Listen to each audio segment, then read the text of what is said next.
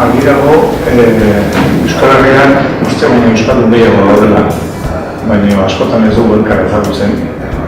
Izan ere, ni lehendabiziko aldiz Bilbora iritsi izenean, alde zarrean, galdera bat euskaraz egin nuen, eta erantzuna izan zen euskaraz, nola ziteken nik galdera euskaraz egin.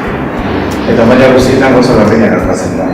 Eta argi dago ikerketa oso garrantzitsua dela, nola gizartearen oinarria dagoela. Eta gure gizartea etorkizunaren ondo egoliko du, argi eta garbi gauzak berritu egin behar dira, eta horretarako ezagutza berritu egin behar, eta ezagutza berritzeko ikerketa oinarrizkoa da. Eta horretarako behar ditugu ikerlariak. Eta gainera behar ditugu ikerlari gazteak, zeren ikerlari gazteak dira etorkizuna sortuko dutenak, buruak izango dutenak, eta aurrera emango dutenak gizarte nolabait esateko, eta ikerketa mailan bereziki, eta ikerketa maila ez da bakarren unibertsitatekoa, baizik eta da inguruko erakundeena ere bai, eta gainera ikerketa gero eta gehiago gure gizartean eta bereziki Euskadiz barruan sartzen ari da.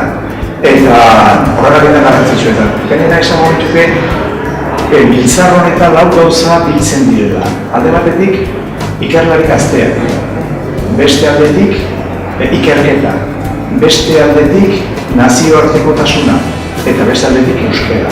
Eta nik uste oso garrantzitsua dela lau puntu horiek nahastu beharra, bat egin beharra. Zer argi dago etorkizuna ez dagoela bakarrik Euskal Herrian, baizik eta kanpoan eta lehiakortasuna garrantzitsua da. Dugu nahi dugu euskaraz. Eta iker gazte horretarako laguntza ikaragarria.